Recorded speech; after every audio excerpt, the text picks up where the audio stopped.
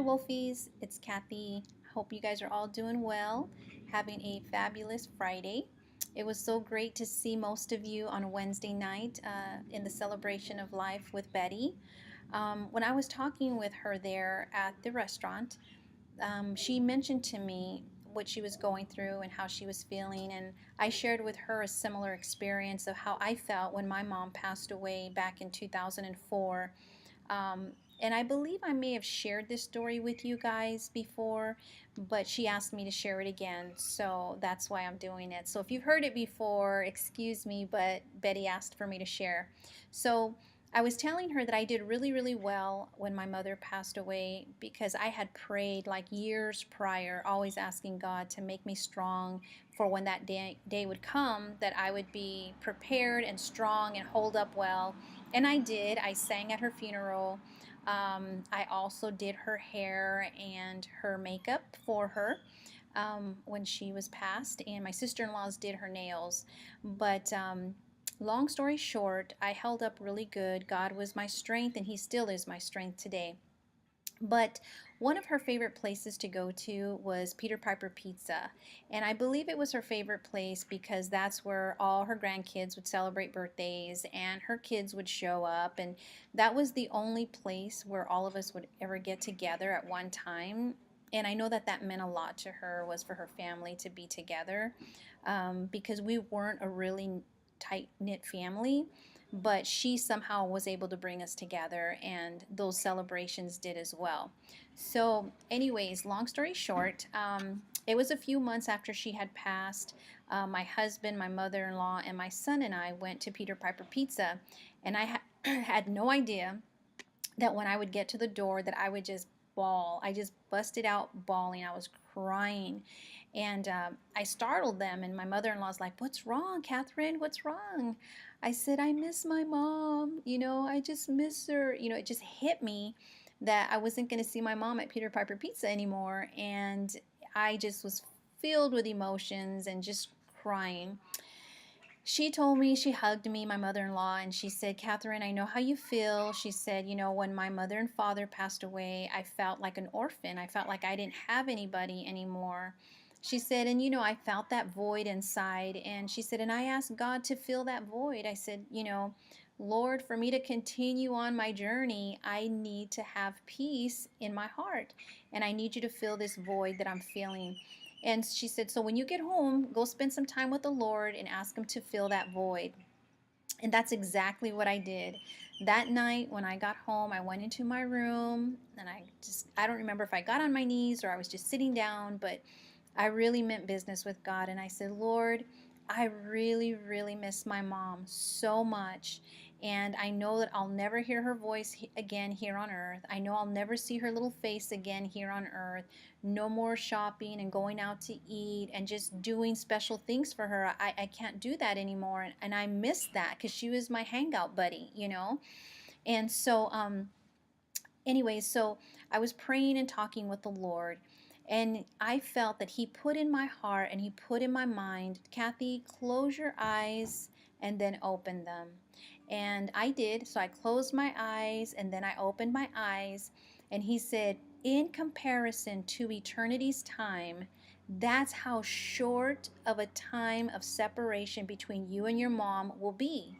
So I closed them again, and it's like my mom wasn't there, and I opened them again, and it's like she was there. And so that brought me so much comfort because I thought, wow, when I look at my whole timeline and into eternity that's never ever going to end, it's going to be like I just blinked my eye, my mom was gone, I opened them, and she was there, and then I get to spend eternity with her.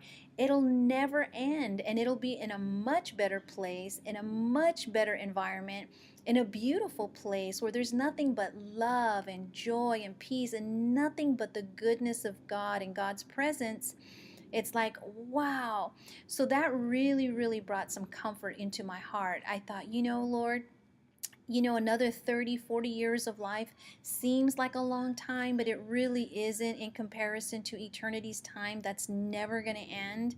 And I thought, wow, thank you for showing me that, because It's only going to be a short time. And then the other thoughts that came through my mind was just imagine your mom's on this fabulous vacation that's never going to end. She's in the most beautiful paradise and it's just awesome and she's having a wonderful time. She's not suffering anymore. She's not in any pain, no sickness, no tears, nothing but joy and love and peace. And so that brought me so much comfort and that really healed my heart because from that day on, I've never had to cry like sobbing tears over my mom again. I was so at peace, and it's like the Lord just totally healed my heart from that hurt that I felt and that loss that I felt and that void and that emptiness and excuse me, feeling like an orphan. All those feelings were gone and filled and satisfied with God himself.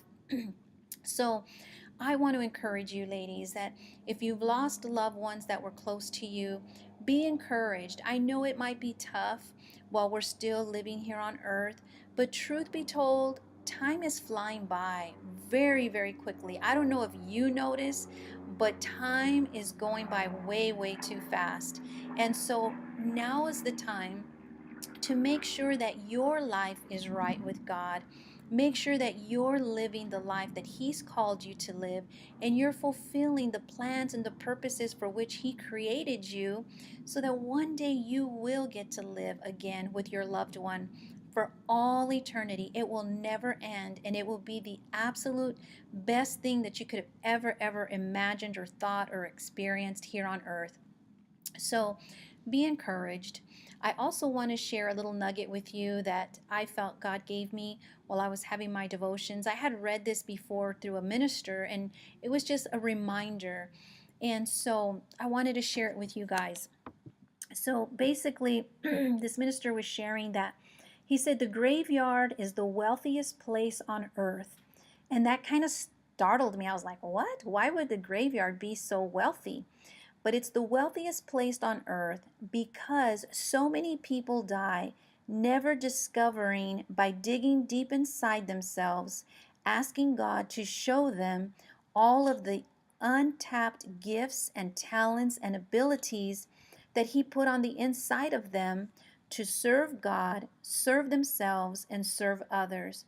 We were created with lots and lots of hidden gifts, hidden treasures, and it is up to us to mine that treasure with God through asking, seeking, and knocking, and continually doing some soul searching, sitting down, journaling, and asking God to show you what your gifts are, what your talents are.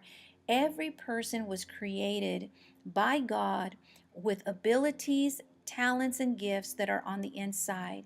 But if we don't take the time to quiet our minds, quiet our souls, and really seek God and ask Him to show us what they are, we'll never discover them. And even now, I discover new things about myself on a daily basis. When I spend quiet time with God in the morning, I spend time with Him, I journal, I pray, I read my Bible, and I write down things that He wants to show me and things that He's showing me about myself, things that I've never known, I've never discovered until recently in spending time with Him. So I want to encourage you today, take time to spend time with the Lord and ask Him to show you what your gifts, your talents are, what your hidden treasures are that you're able to share with others. So with that being said, Wolfies, I love you. God bless you. It was awesome seeing you, and I hope to see you again soon. Take care and God bless. Bye.